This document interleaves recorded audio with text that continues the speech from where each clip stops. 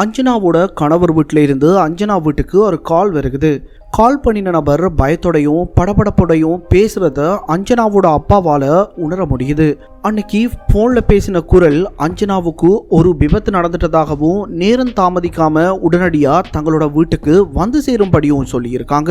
மகளுக்கு என்ன ஆச்சு என்று புரியாத அஞ்சனாவோட அப்பாவும் அவங்களோட முழு குடும்பமும் பயத்தோட அன்னைக்கு அஞ்சனா கணவர் வீட்டுக்கு போகிறாங்க. அங்கே இருக்கிற அஞ்சனா அறைக்கு போய் பார்க்குறப்போ யாருமே பார்க்கக்கூடாத ஒரு காட்சியை அன்னைக்கு அஞ்சனாவோட குடும்பம் மொத்தமும் பார்த்துருக்கு. அஞ்சனா லாமா நேபாளி பொண்ணு.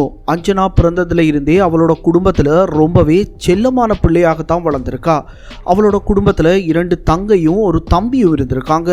அஞ்சனா எல்லார் கூடயும் நட்பாக பேசக்கூடியவள் என்பதால் பள்ளியில் அவளுக்கு நிறைய நண்பர்கள் இருந்திருக்காங்க. அதோட அஞ்சனாவோட தோற்றம் பார்க்குறதுக்கு ரொம்பவே அழகாக இருக்கிறதுனால அஞ்சனாவோட நெருங்கி பழகவும் பலர் ஆசைப்படுவாங்க. அஞ்சனா 11ஆம் வகுப்பு படிக்கிறப்ப தான் அதே பள்ளியில் படிக்கிற பிரஜ்வால் என்ற ஒரு சிறுவனை சந்திக்கிறா. ஆரம்பத்தில் இருவரும் நல்ல நண்பர்களாக பழகி வந்தாலும் பிரஜ்வாலோட நல்ல குணங்கள் அஞ்சனாவுக்கு பிடிச்சு போனதுனால இவங்களோட பழக்கம் நாளடைவில் படிப்படியாக காதலாக மாற்றமடையுது. 2 வருடங்கள் கழியுது. 2 வருட காதலுக்கு பின்னாடி இருவரும் திருமணம் பண்ணிக்கலான்னு முடிவு பண்ணுறாங்க. இதை அவங்க குடும்பத்துக்கிட்ட சொல்கிறாங்க. அஞ்சனாவும் பிரஜ்வாலும் வேறு சாதியை சேர்ந்தவங்க. அதனால் 2 குடும்பமும் இவங்க திருமணம் பண்ணிக்கொள்கிறத விரும்பி இருக்கல. அதனால் இவங்க கல்யாணத்துக்கு மறுப்பு சொல்கிறாங்க. ஆனால் அந்த மறுப்பையும் மீறி 2 பேரும் திருமணம் பண்ணிக்கொள்கிறாங்க. திருமணத்துக்கு பின்னாடி பிரஜ்வாலோட குடும்பம் மனசு மாறி புது தம்பதியை தங்களோட வீட்டில் வந்து தங்கி இருக்குமாறு அனுமதி கொடுக்குறாங்க. பிரஜ்வாலோட வீட்டில் அவங்க அப்பா அம்மா இளைய சகோதரன் உஜ்வால் என்று 4 பேர் தான் வாழ்ந்து வந்திருக்காங்க. இப்போ அஞ்சனாவும் அந்த வீட்டுக்கு போனதால 5 பேரும் ஒரே வீட்டில் வாழ வேண்டி ஏற்படுகிறது. என்னதான் எல்லாரும் ஒன்னா வாழ்ந்தாலும் சம்மதம் இல்லாம திருமணம் பண்ணிக்கிட்டதுனால பிரஜ்வாலோட குடும்பத்துல இருந்த எல்லாருக்குமே அஞ்சனா மேல கோபம் இருந்திருக்கு. பிரஜ்வாலோட வீட்டுல எல்லாருமே வேலைக்கு போறவங்க. அதனால பெரும்பாலான நேரங்கள்ல அவங்களோட வீடு வெறிச்சோடி தான் இருக்கும். அஞ்சனா மட்டும் அந்த வீட்டுல தனியா இருப்பா. ஆரம்பத்துல இது பழகி இருந்தாலும் நாள் போக போக அந்த வீட்டுல இருக்கிற தனிமை அஞ்சனாவுக்கு பிடிக்காம போகுது. அதனால அந்த வீட்டுக்கு பக்கத்திலேயே அவளோட தோழி ஒருத்தியோட உதவியோட ஒரு சின்னதா அழகு நிலையம் ஒன்றை ஓப்பன் பண்ணியிருக்காங்க. இதனால தனிமையும் போயிடும், அதோட பண தேவையையும் கொஞ்சம் சரி பண்ணலாம் என்று அஞ்சனா ஆரம்பத்தில் நினைச்சிருந்தா. நாள் போக போக கணவர் குடும்பமும் அஞ்சனாவோட நல்லபடியா பழக ஆரம்பிக்கிறாங்க. அஞ்சனா புதுசாக ஆரம்பிச்ச தொழிலுக்கு கணவரோட குடும்பம் சார்பா நல்ல ஆதரவும் இருந்திருக்கு. அஞ்சனாவோட கணவர் குடும்பம் நல்ல விதமா அஞ்சனாவை நடத்துறத பார்த்து அஞ்சனாவோட குடும்பமும் அவளோட மறுபடியும் பேச ஆரம்பிக்கிறாங்க. 2 குடும்பமும் பல மாசங்களுக்கு பிறகு ஒன்று சேர்றாங்க. பிரஜ்வாலோட தம்பி உஜ்வால் ஒரு சவுண்ட் என்ஜினியரா வேலை செய்து வந்திருக்கான். நேபாள் நாட்டோட பிரபலமான சானா சைலி என்ற பாடலும் இவரால் தான் உருவாக்கப்பட்டதா சொல்லப்படுகிறது. அப்படி இருக்கிறப்போ உஜ்வாலுக்கு திடீரென்று காது கேட்கறது குறைஞ்சு கொண்டே போயிருக்கு. அதனால அவர் செய்து வந்த வேலையை தொடர முடியாம போனதுனால பாதியில அந்த வேலையை விட வேண்டி வந்திருக்கு. அதன் பின்னாடி காலையில போய் சாயந்தரம் வீடு திரும்புற மாதிரி ஒரு வேலைக்கு போய் சேர்ந்திருக்கார். அது உஜ்வாலுக்கு வருத்தத்தை கொடுத்தாலும் கொஞ்சம் காலமாகவே அதை பண்ணி வந்திருக்கார். அஞ்சனாவோட விருப்பம் போல எல்லாமே நல்லபடியா தான் நடந்துட்டு வந்திருக்கு. இந்த நேரத்தில் தான் அஞ்சனா டிக்டாக் செய்ய ஆரம்பிக்கிறா. அஞ்சனாவோட அழகான தோற்றம் காரணமாக குறுகிய காலத்திலேயே டிக்டாக்ல பிரபலமானதோட மாடலிங் வாய்ப்புகளும் அஞ்சனாவை தேடி வர ஆரம்பிக்குது. தன்னோட அழகு நிலையத்தை பார்த்து கொள்றதோட மாடலிங்கும் பண்ணிட்டு நல்லபடியாக பணம் சம்பாதிச்சு வந்திருக்கா. அஞ்சனாவோட கணவரும் நல்ல வேலையில் இருந்ததுனால அவரும் நல்லபடியாக பணம் சம்பாதிச்சிருக்கார். அதனால எதிர்காலத்தில் கனடாவுக்கு போய் செட்டில் ஆகிற திட்டம் 2 பேருக்குமே இருந்திருக்கு. இந்த நேரத்தில் தான் அஞ்சனாவுக்கு திருமணமாகி 2 வருடங்கள் முடியுது. இப்படி இருக்கிறப்போ பிரஜ்வால் குடும்பத்தில் அஞ்சனா வேறு சாதியை சேர்ந்தவ என்ற பேச்சு மறுபடியும் அடிபட ஆரம்பிக்குது. அதுக்கு ஒரு காரணமும் இருக்கு. அப்போதான் அஞ்சனாவோட மைத்துனன், அதாவது பிரஜ்வாலோட தம்பி உஜ்வால் திருமணம் பண்ணிக்கிட்டு இருக்கான். உஜ்வாலோட மனைவிக்கும் அஞ்சனாவுக்கும் ஆரம்பத்தில் இருந்தே ஒத்து போகல. உஜ்வாலோட மனைவி தான் சொல்றத அந்த வீட்டில் எல்லாருமே கேட்டு நடக்கணும்னு நினைச்சிருக்கா. ஆனா அது அஞ்சனாவுக்கு பிடிச்சிருக்கல. அதனால அஞ்சனா பற்றிய பல புகார்களை அஞ்சனா வீட்டில் இல்லாத சமயத்தில் எல்லார்கிட்டையும் சொல்ல ஆரம்பிக்கிறா. இது அஞ்சனாவை ரொம்பவே காயப்படுத்தி இருக்கு.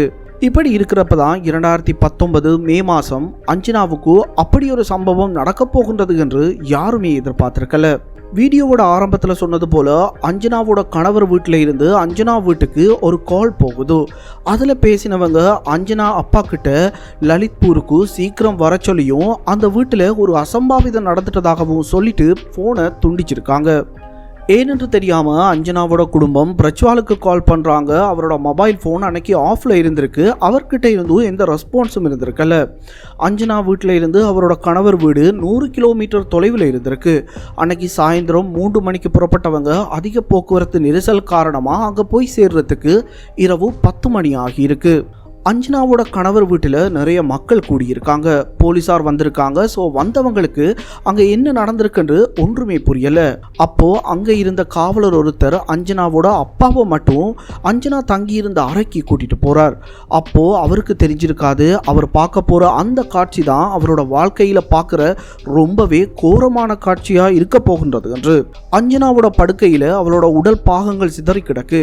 அவளோட கைகால்கள் வெட்டப்பட்டிருக்கு. அவளோட உடலின் மேல் பாகம் கட்டில கிடந்திருக்கு. கீழ்ப்பாகம் தரையில கிடந்திருக்கு. ஒரு தந்தை பார்க்கக்கூடாத காட்சி அது.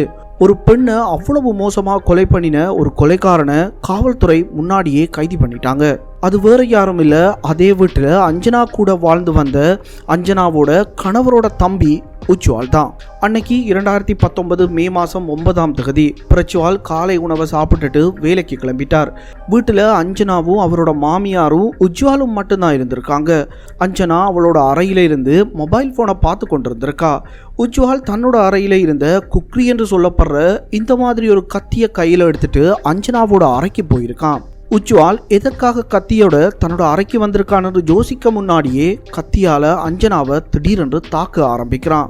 அந்த தாக்குதலை தற்காப்புக்காக தடுத்தப்பதான் அஞ்சனாவோட கையும் காலும் ஆழமாக வெட்டப்பட்டிருக்கு. அதுல அதிகளவான ரத்தம் வெளியேறி இருக்கு. இதனால அஞ்சனா மயக்கமாகி இருக்கா. அவ மயங்கின பின்னாடி அவளோட தலைய அவளோட உடம்புல இருந்து துண்டாக்கி எடுத்திருக்கான். இதுல கேள்வி என்னன்னா, எதுக்காக இவ்வளவு கோரமா உஜ்வால் அஞ்சனாவை கொல்லணும் என்பதுதான். அப்படி அஞ்சனா மேல உஜ்வாலுக்கு என்ன வெறுப்பு இருந்தது என்பது அப்ப யாருக்கும் புரியல.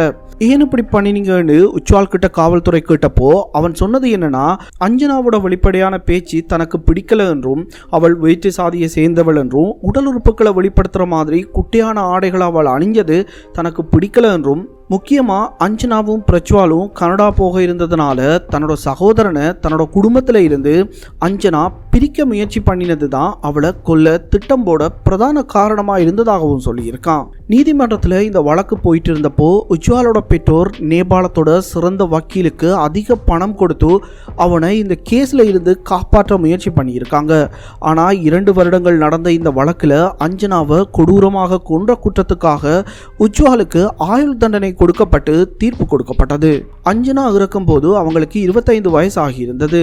அண்மையில இந்த வழக்கை மறுபடியும் திறக்க சொல்லி உஜ்வால் மனநலம் பாதிக்கப்பட்டதாகவும் சொல்லி உஜ்வாலோட குடும்பம் மேல்முறையீடு பண்ணியிருக்காங்க. உஜ்வால் மனநிலை சரியில்லாதவர் என்று அவங்க குடும்பம் நிரூபித்தாலும் பிரஜ்வால் அஞ்சனா பக்கம்தான் கடைசி வரைக்கும் இருந்திருக்கார். உண்மையில உஜ்வாலுக்கு எந்த விதமான மனநல பாதிப்பும் இருக்கல என்றும் உஜ்வால் அஞ்சனா கூட சில மாசங்களுக்கு முன்னாடியே சந்தோஷமா பேசிட்டு சிரிச்சிட்டு பழகிட்டு இருந்ததாகவும் தான் கனடா போறதை பற்றி தன்னோட குடும்பத்துக்கிட்ட சொன்ன பிறகுதான் தன்னோட வீட்டில் நிலைமை மாற்றமடைந்ததாகவும் அண்மையில செய்யப்பட்ட ஒரு நேர்காணல சொல்லியிருந்தார். இப்போ பிரஜ்வால் தனியாளா கனடாவில் வசித்து வரார். இப்படித்தான் அஞ்சனா லாமாவோட கேஸ் முடிவுக்கு வந்திருக்கு.